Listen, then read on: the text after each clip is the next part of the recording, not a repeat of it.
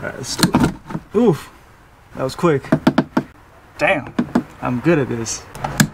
Oof, ooh. Nope, making a mess, making a mess, making a mess. Ah! How's it going, everybody? If you watched my videos, I hope you did. You probably remember that I was talking about that I want to do the brake booster deletes. So I actually got the delete kit a while ago. I think it was about a month and a half, but I've been busy doing something else, so finally got a chance, open it up and take a look at it. So here it is. I got this from SRS Concept. So this will be the booster delete kit. This one adapts the Wheelwood master cylinder to the brake pedal, and I'll open it up later on, you can see. And this is the Wheelwood master cylinder kit that comes with the kit. The kit that comes with the kit, yeah, exactly what it is.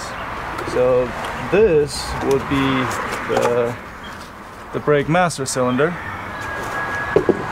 and this one I believe can be used as clutch fluid reservoir. And there's a hose, so I think this hose is for the clutch line. I'll put it together later on. The packaging is very interesting. It's like a bubble wrap, but it has a stickier side.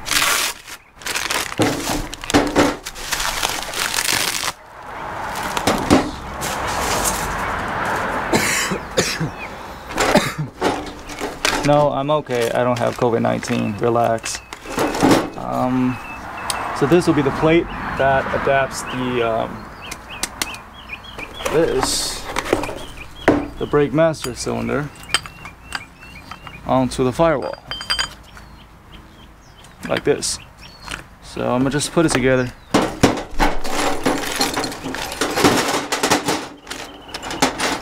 There's a T. This is not a T shape, but this is the T. This is the heart line. So it comes with 6 bolts. 2 of them are thicker, 4 of them are thinner. The thicker ones goes from behind the plate. So these 2 are the 2 bolts that secures the master cylinder. I think I can pre-assemble it before I actually install it. I'm tightening it up later on, but you'll see it goes like this. And then there are 2 nuts for it. And how to, yeah. So you can't tighten the bottom one before I tighten the top one. So it's kind of, it's not really tricky, but just have to be mindful when you're doing it. That's that. And we put a clamp on. So before you put the clamp on, you got to think about which side has more room for you to tighten it up if you have to work on it later on after you put everything on the car. It's always a good idea to, you know, just to keep that in mind. You always want to build a car that has I guess a high serviceability, if that's a word. You know what I'm saying? All these 4s will go in like this. It's really nice, nicely machined. And it's not that expensive either. But the downside about this kit is it doesn't come with a brake bias or like a brake proportion valve. So you might have to purchase that separately if you want to adjust the brake bias front to rear. So there are nuts goes here to secure it from the other side, but we're not going to do it right now. And these are the adapters for the brake lines. This one gives you the adjustability of how forward or backwards your brake pedal sits. So now the pre-assemble is pretty much done. I just need to tighten these 2 before I actually throw it on the car. Let's do that right now. Whew, it's hot. Alright. I hope everybody's staying cool inside. It's really, really hot. So that is it a 5.5? 1.5, 2, 2.5, 3, 4, 4.55. Oh, interesting. It's a 5.5 millimeter Allen wrench. You don't have to over tighten it because it has a nylon locking nuts on the other side, so just make sure it's snug. Pretty sure you'll be fine. Or if you're not sure, you can just contact SRS Concept and ask them about the torque spec. If they have one, I'm pretty sure they'll give it to you. And the nuts for the master cylinder will be 14mm.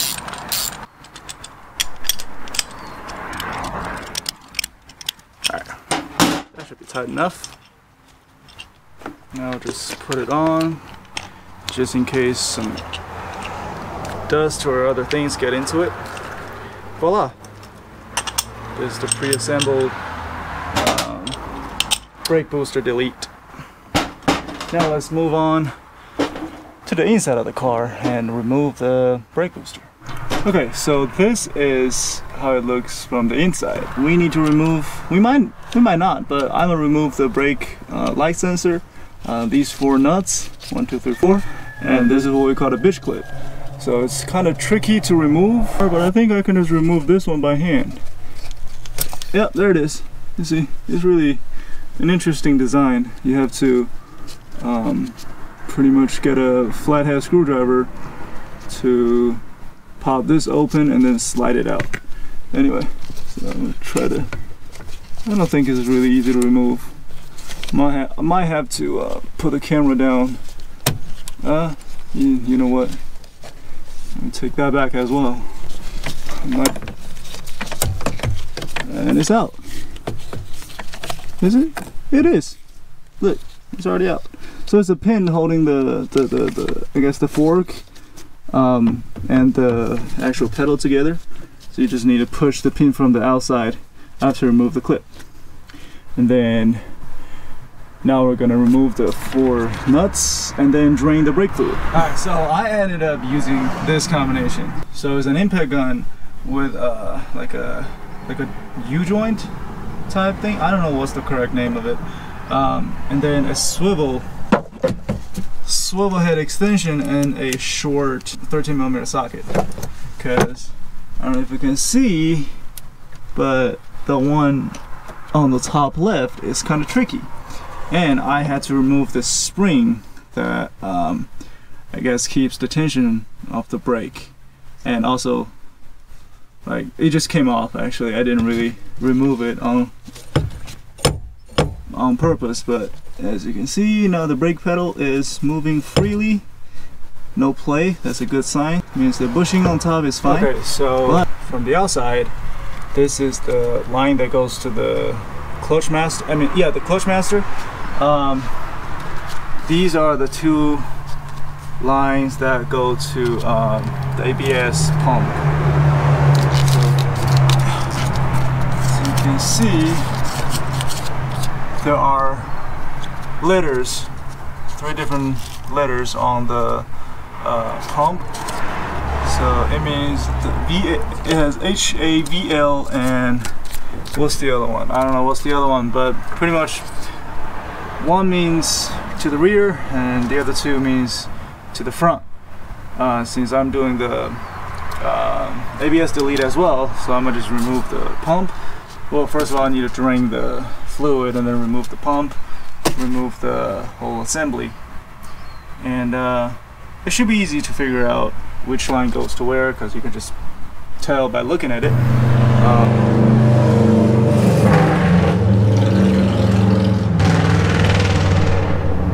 Alright, so the tricky part is removing all the brake fluid inside of the reservoir without making a mess. I kind of have an idea. We'll see how it turns out. So here's the plan. I'm gonna use this container. It's empty. I'm gonna cut this line and then just shove the open line into the container. I need to remove this. Well, I guess it doesn't come off like that. Whew, I'm nervous. Alright, let's do it. Oof, that was quick. Damn, I'm good at this. Let me open up the cap. Alright. Is it raining? I hope it is. It is. Hey. Alright, I'm about to cut the second line. Whew. Ah, this is thick. Ah, I don't know. Hold on. Okay, ready? Oof. Ooh. Nope, making a mess. Making a mess. Making a mess. Ah! Well, guess what? I made a mess. I need to clean it up. Too late. Oh well. I'll let it drip.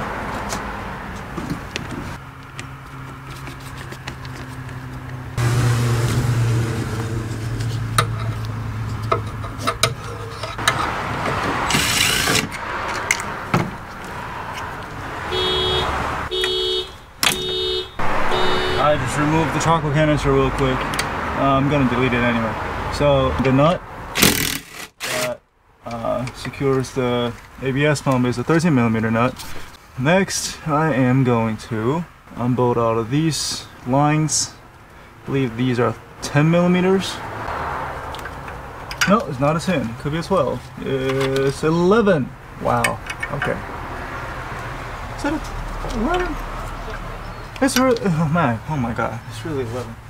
Look at this. I got 10mm and 12mm.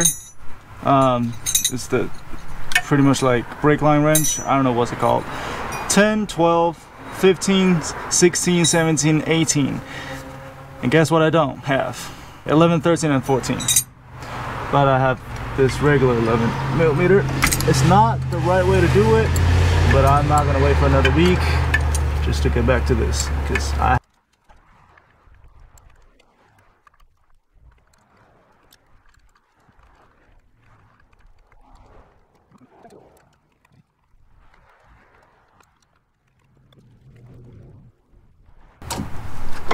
right.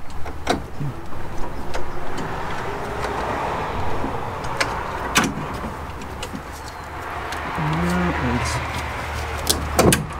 moving.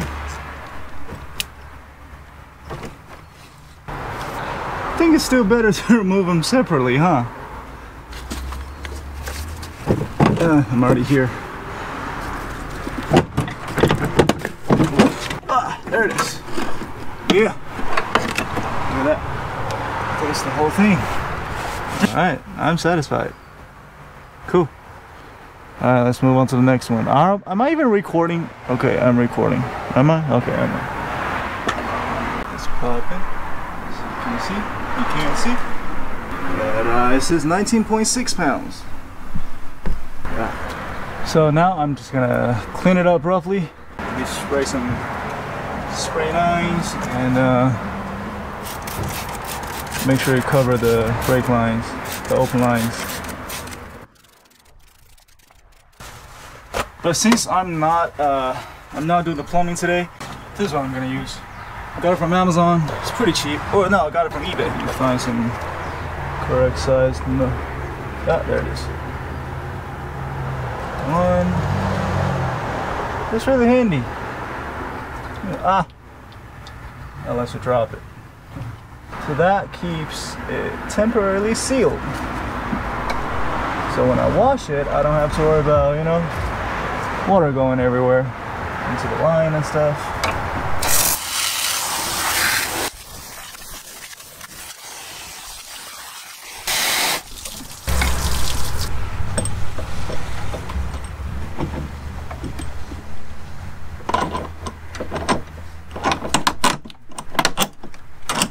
All right. Hey, look at that. Not bad, huh? Looks super clean. All right, let me go to the other side and tighten it up real quick. It's actually a two people job. Pretty much, you need somebody to hold it from this side, and then the other one tighten it from the other side. I'll see if I can make it work by myself. I might. I may not. If not, I'm gonna just temporarily leave it like that. So what I'm gonna do is I'm leaving it hanging over here and then slowly tightening it, and hopefully it'll just, you know, stop by the master cylinder. It might not be the right size. Oh, so it's actually a standard. I thought it was coming as Canadian. But it's actually a 3/16 Allen wrench. And now I just gotta somehow put it in. Today will be nice. Alright. Think I'm in. There we go. Yep. Alright, I'm gonna do it like that. It kind of... Oh, whoops. Huh. Forgot it turns the other way around.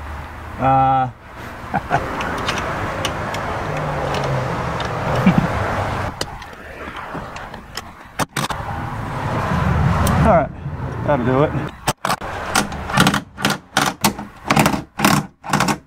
I think I just got it.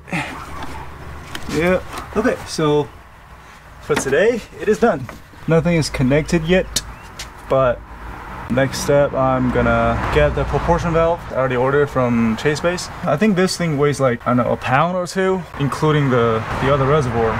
With fluid in it, probably is gonna weigh about 3 pounds maximum. So I think I just save about like 16 pounds just with this. You know, 16 pounds might not sound like a lot, but every single bit adds up together. You know, it makes a difference. Alright, that's it for this week's video. It's really simple. I think it took me about an hour or an hour and a half, including all the cleaning and waiting.